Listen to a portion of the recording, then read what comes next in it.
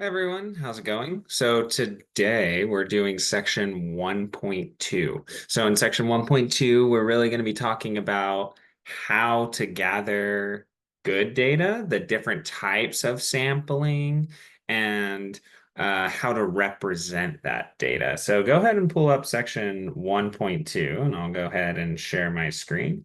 And then if you have any questions about the course, please don't hesitate to email me. So here we go.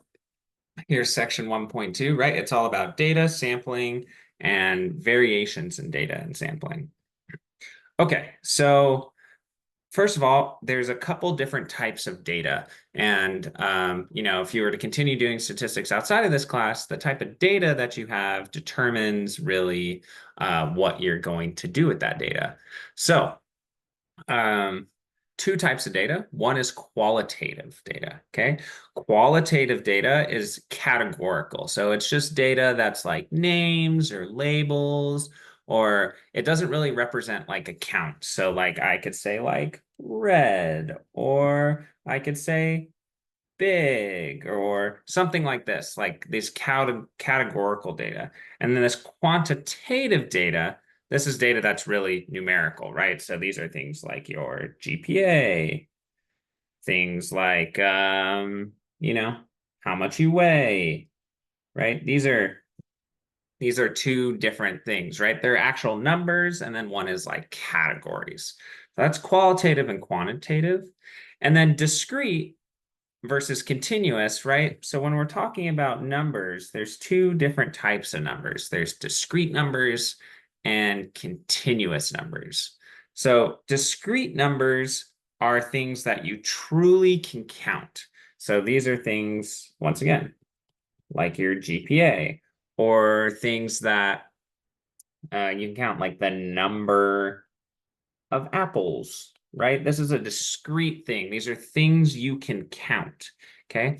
Continuous data is things you measure, right? Because we can't be so precise with our measurements that we know exactly what it is. So these are things like your weight or your height, okay? Stuff like that. So a little bit different between discrete and continuous. So the real way to remember it is continuous is I'm measuring it. I don't know exactly, right? I'm about 180 pounds, right?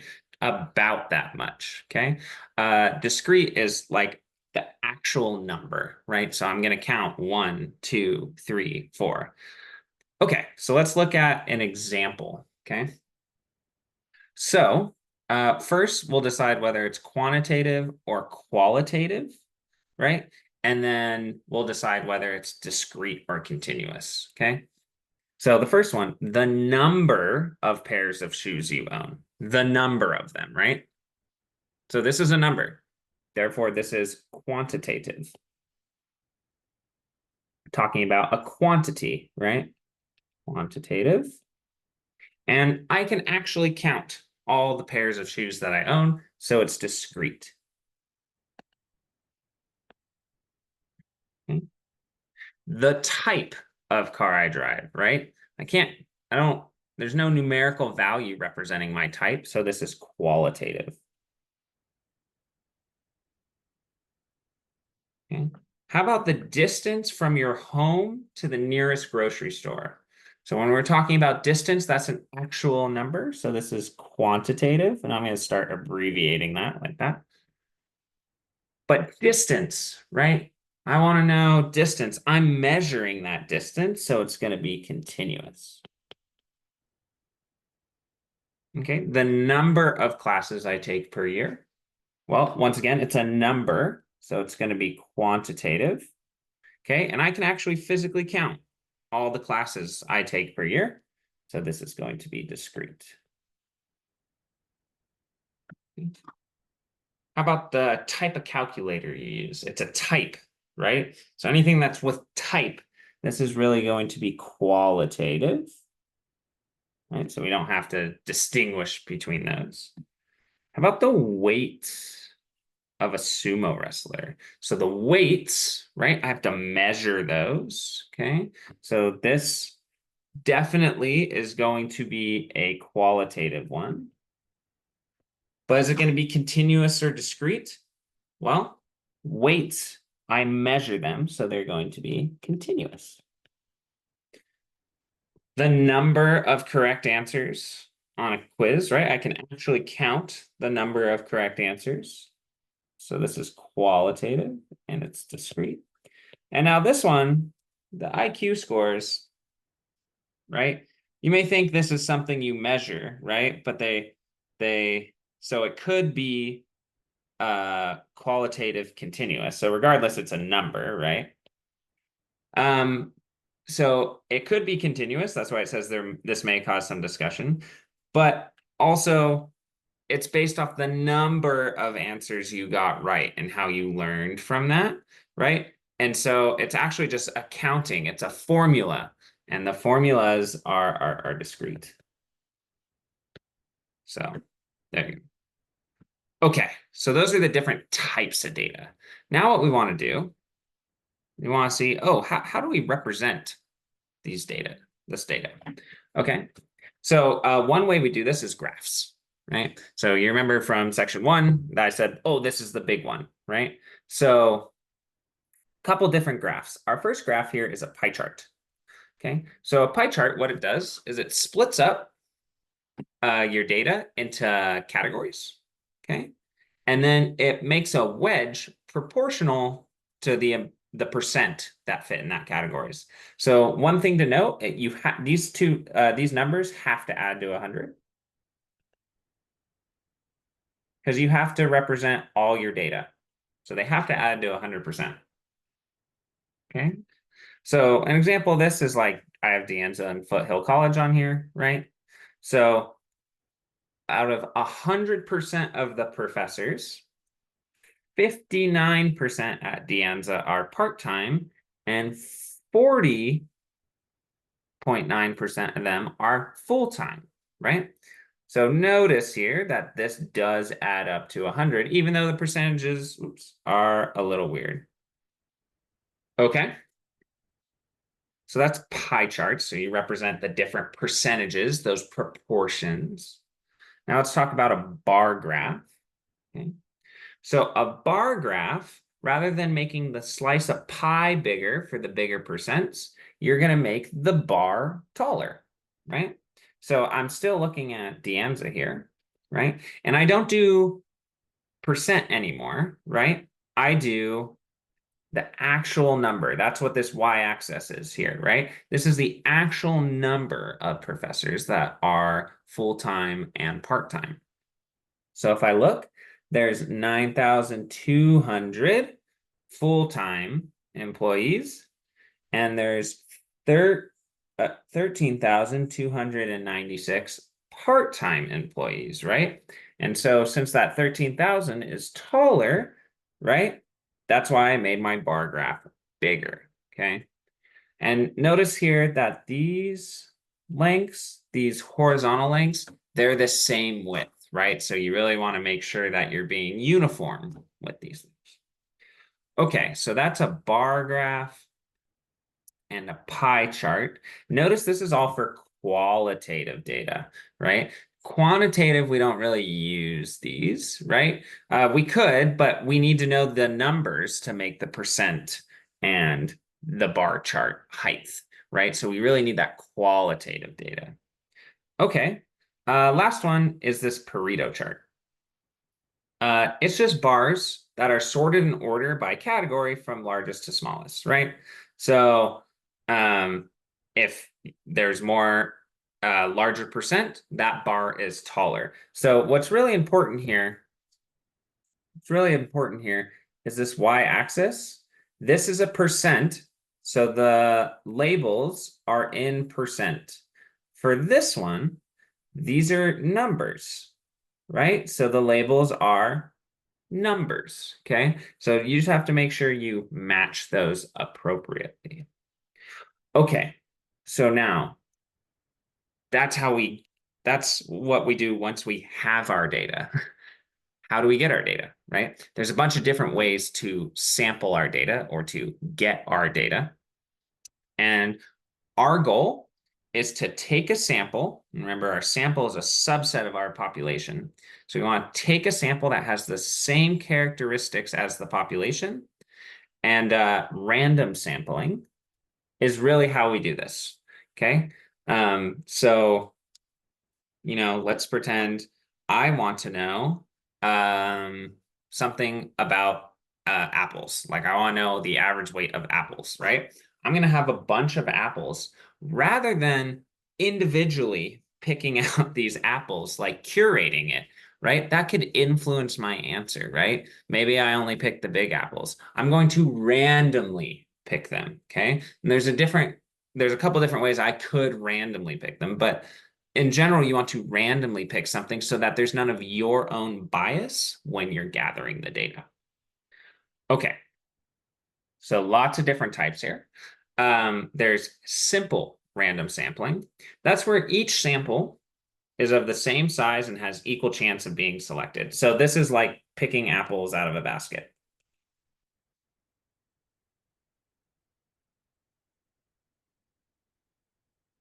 Okay, each apple is just as likely to be selected, right?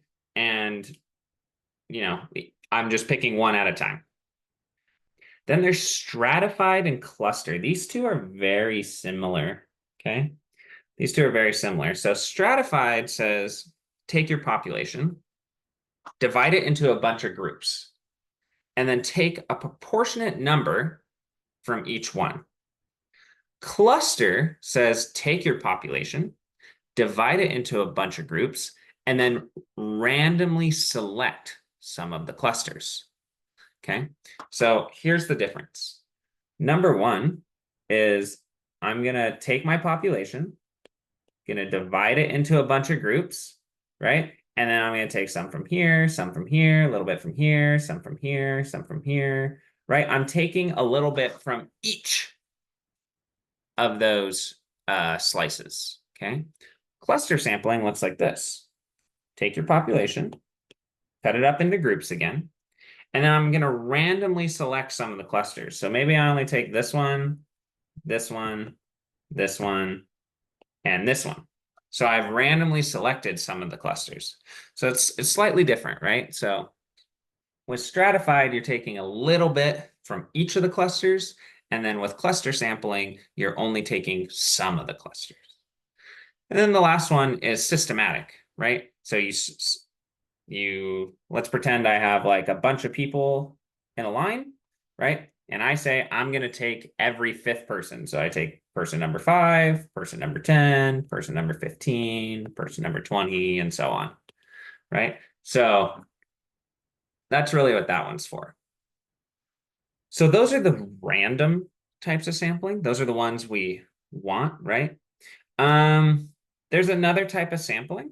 It's called convenience sampling. It's not good, right? This method, this selects, right, individuals based on like what's convenient for you, right? But this can be a bias, right? So if I only ask my friends like a question and take their survey statistics, that's going to be a biased sample because I probably make friends with similar type people, right? So we really don't want to do convenience sampling. Yeah, you can sample with replacement and without replacement. What this means is like, remember I had all my apples in a basket. I pick an apple up. If I do it with replacement, I measure the apple and then I put it back in the basket.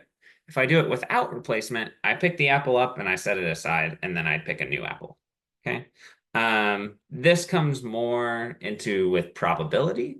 So let's we'll save that for another time. So let's look at example 2 here. This is the last example for the day. So example 2 says a soccer coach selects 6 players from a group of boys aged 8 to 10, 7 players from a group of boys aged 11 to 12, and 3 players from a group of boys aged 13 to 14 to form a recreational soccer team, right? So what did I do? I split them up into groups, and then I picked some from each of my groups. Okay, so this is going to be stratified. All right, let's try B. So a pollster interviews all human resource personnel in 5 different high-tech companies. Okay, so I took all of the high-tech companies. Okay, I then took the human resources from each of those companies and I randomly selected 5 of them, right? So I had my population, I divided it up, and then I randomly selected 5. So this is going to be cluster sampling. Okay, let's try C. So doing some research, interview 50 high school female teachers and 50 high school male teachers. Okay. So what did I do? I took high school teachers, my whole population, divided it, and then I took some from both. Okay. This is going to be stratified.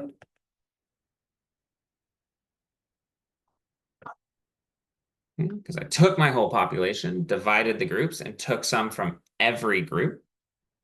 Let's try D. So a medical student interviews every 3rd patient, every 3rd one.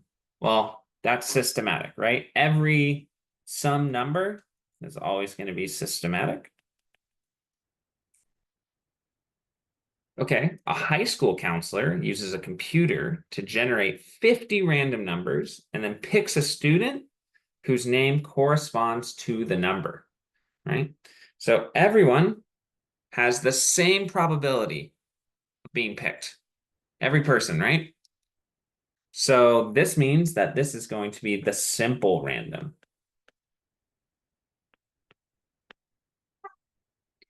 Okay, last one. A student interviews classmates to determine how many pairs of jeans the student owns on average. Well, if I'm just interviewing my classmates, this is very convenient. Right? It's a very convenient sampling, okay? So remember when I said when you do convenient sampling, you have a sampling bias, okay? This is a bias. This creates some sort of like push towards one result or the other. There's a couple different types of bias, right? So one is taking 2 small samples. That's not going to be good. You really want to take a large sample, okay? This self-selected, right, or voluntary response samples, right? These are responses only by people who choose to respond, right? So if I send a poll out to everyone and then, get this poll back, then that's voluntary response sample because maybe the people who are more likely to respond to a poll have a particular view that they have. Okay. Non-response is just refusing to participate. Self-funded, self-interest, and misleading use of data. So these are kind of the things you have to be aware of. So we'll just do 1 or 2 of these. Okay. So we need to decide whether these are good data or bad data, right? And we use the word representative, okay? So if I want to find the GPA of all the students in the university, but I only use the honors students, is that a good representative sample? No, right? This is not representative. Right? I'm selecting such a narrow group that this isn't going to be representative of what I really want. Okay, how about to find out the most popular cereal among young people under the age of 10, I'm going to stand outside a large supermarket for 3 hours and speak to every 20th child under the age of 10 who enters the supermarket. No, this isn't going to be true either, right? This is not representative. Right? Because what if they don't want to talk to you, right? Like this isn't going to be good data here, okay? So how about this one, number 5? To determine the average cost of a 2-day stay in hospital, I'm going to survey 100 hospitals across the state using simple random sampling. This is representative. This will give me good data, right? I'm randomly choosing hospitals across Massachusetts I'm seeing what the cost is. Okay, there can't be bias there. Okay, that's all I want to say for now, and I will see everyone next time.